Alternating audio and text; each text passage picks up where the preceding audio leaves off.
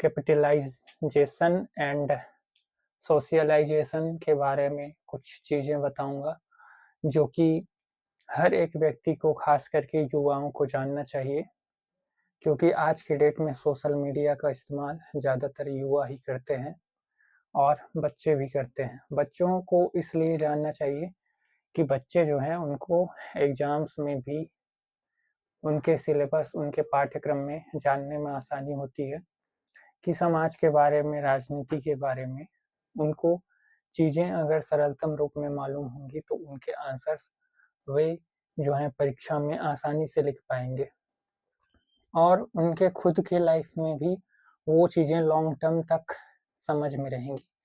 आखिर जो हमारा शिक्षा होता है उसका उद्देश्य क्या होना चाहिए या फिर क्या रहता है कि जो चीज़ें पढ़ाई जाएँ या जो चीज़ें समझाई जाएँ वो लॉन्ग टर्म में हमेशा के लिए याद हो।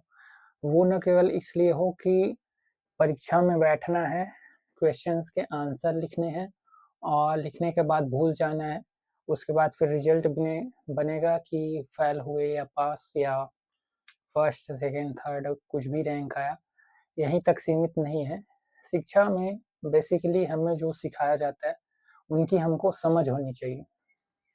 वो हमें समझ में बैठ जानी चाहिए कि आखिर इन सभी चीज़ों का हमें इस्तेमाल कैसे करना है, या फिर ये खास करके बेसिकली जो साइंस होता है एंड उससे जुड़े हुए जो सब्जेक्ट्स होते हैं जैसे कि सोशल साइंस, सोशल के बाद उसमें साइंस जोड़ दिया जाता है कि समाज का ज्ञान या फिर विज्ञान। विज्ञान और ज्ञान कोई अलग नहीं है, ये सभी चीज़ें हमको समझ में बैठा लेनी चाहिए। जैसे कि साइंस साइंस साइंस, ये शब्द हम बचपन से सुनते आ रहे हैं, पूरे देश पूरी दुनिया में साइंस साइंस साइंस। आखिर साइंस है क्या? साइंस नॉलेज है, नॉलेज ज्ञान, विज्ञान। हिंदी में ज्ञान कहते हैं, उसी को विज्ञान कहते हैं और अंग्रेजी में साइंस कहते हैं, नॉलेज कहते हैं। तो सिंपल सा है कि सोशल नॉलेज यानी कि सामाजिक विज्ञान या सामाजिक ज्ञान, समाज के बारे में ज्ञान, इसी को कहते हैं सोशल साइंस। ये सोशल साइंस का विषय जो है बचपन से पढ़ाया जाता है।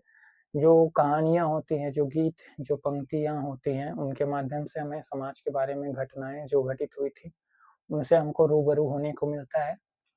जैसे-जैसे क्लास 6 से हम पढ़ाई स्टार्ट करते हैं, तो फिर उनमें अलग-अलग विषय बाँट दिए जाते हैं। हिंदी का अलग, अंग्रेजी का अलग, गणित का अलग, सामाजिक विज्ञान का अलग और पर्यावरण की जगह पे विज्ञान आ जाता है। तो इस तरीके से जो विषयों को बाँटने पर आसानी हो जाती है कि किस विषय में कौन-सी चीज़ें ख़ास तरीके से पहचानी जाती हैं या फिर उसको पढ़ाया जाता है। जैसे कि सामाजिक विज्ञान के ऊपर ही बात करना है, जैसे कि कम्युनिज़्म, सोशलिज़्म एंड कैपिटलिज़्म के बारे में। तो वहाँ पर धीरे-धीरे हिस्ट्री से शुरुआत की जाती है कि पहले का समाज कैसा था, पहले के लोग कैसे थे, क्या उनमें गणराज्य की व्यवस्था थी, लोकतंत्र की व्यवस्था थी, या वहाँ पे मोनार्की, कोई किंग का, कोई शाह का या फिर कोई फ्यूरर का रूल था। इस तरीके से इतिहास से हमको बताया जाता है कि पहले कौन-सा स्ट्रक्चर था, देश की कौन-सी परंपरा थी, आज कौन-सा रूल है और आगे आने वाले समय में कौन-सा रूल चेंज हो सकता है। तो इस तरीके से हमको सोशल साइंस में जानकारी दी जाती है समाज की। जब हम 11th में आते हैं तो आर्ट्स में भी ये चीज़ें होती हैं, राजनीति विज्ञान और भी दुनियादारी, पॉलिटिक्स वगैरह-वगैरह। कॉलेज में भी, यूनिवर्सिटी में भी इस तरीके के सब्जेक्ट्स पढ़ाए जाते हैं। तो बेसिकली हमको समझना क्या है, कम्युनिज़्म एंड कैपिटलिज़्म। कैपिटलिज़्म यानी कि पूंजीवाद, पूंजीवाद सीधा सा अर्थ है कैपिटल प्लस इज़्म। कैपिटल में इज़्म जुड़ गया यानी कि वो हो गया पूंजीवाद, जो पूंजी को बेसिक स्ट्रक्चर मानता है या फिर उसको टॉप से लेकर जो है बॉटम तक उसको पूंजी ही पूंजी नजर आता है। उस समाज को, उस समाज में रहने वाले लोगों की ये मानसिक सोच है कि पूंजी जिसके पास है, जिसके पास सारे के सारे संसाधन है, जिसके पास सभी लोग कर्मचारी हैं, हर एक व्यवस्था है, उसी का रूल होना चाहिए। यानी कि इस तरीके की व्यवस्था जहाँ पे लोगों के पास धन दौलत की कमी ना हो, धन दौलत ज़्यादा हो, इस प्रकार के देश जैसे कि ब्रिटेन, फ्रांस, जर्मनी और अमेरिका, ये देश क्या करते हैं, ये लोग संसाधनों पर धन दौलत, कोयला, तेल, गैस और भी बहुत सी चीज़ों को अपनी अर्थव्यवस्था का आधार बनाती हैं।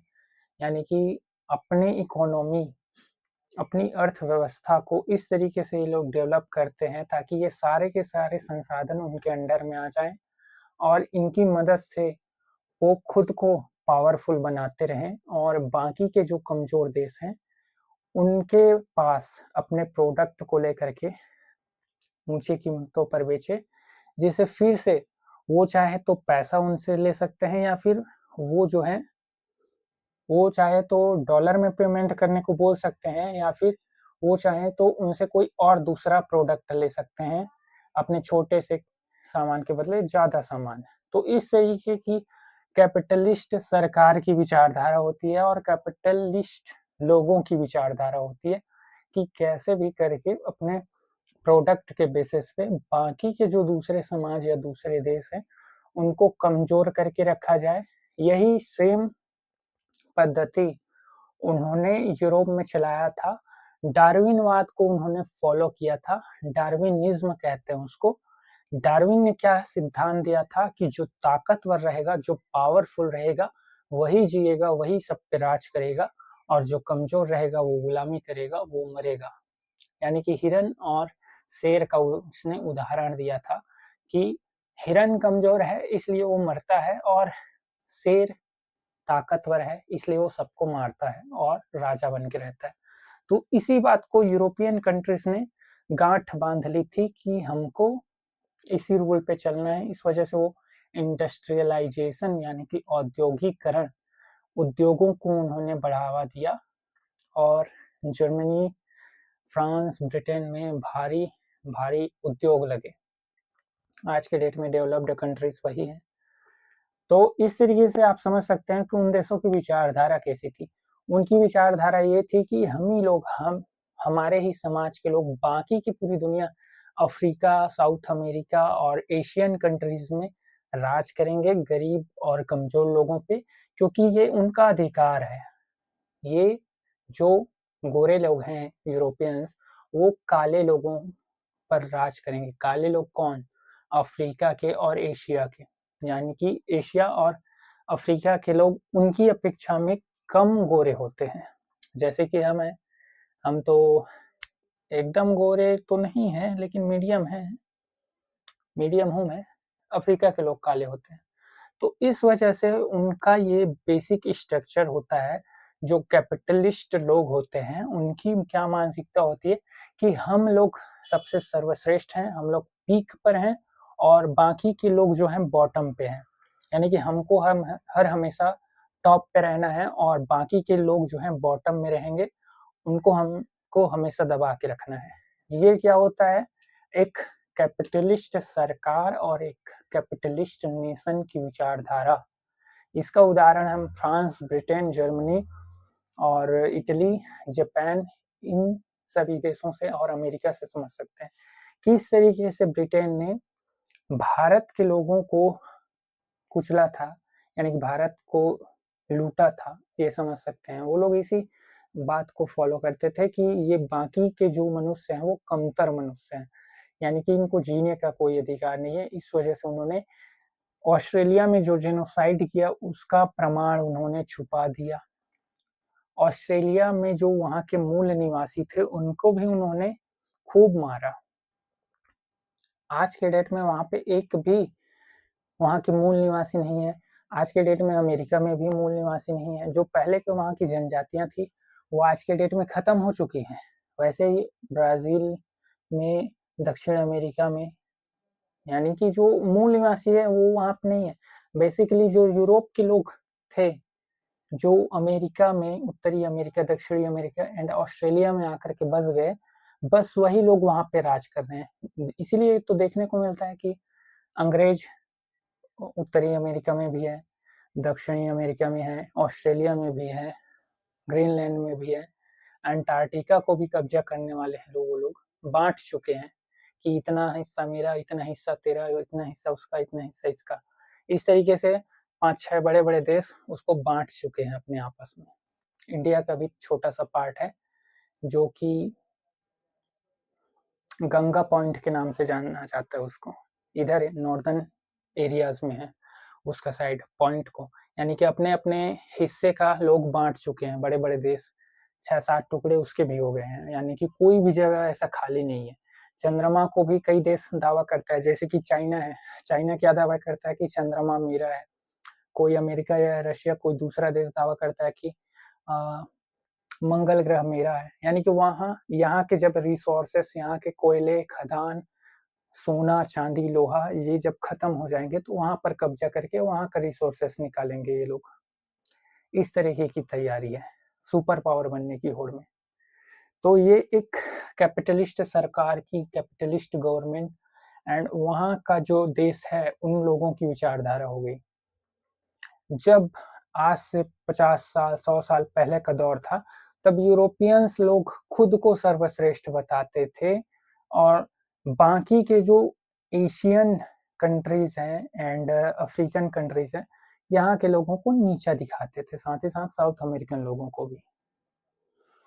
और आज का डेट ऐसा है कि आज एशिया के जो कंट्रीज हैं, एशिया के जो लोग हैं वो पावरफुल हो रहे हैं।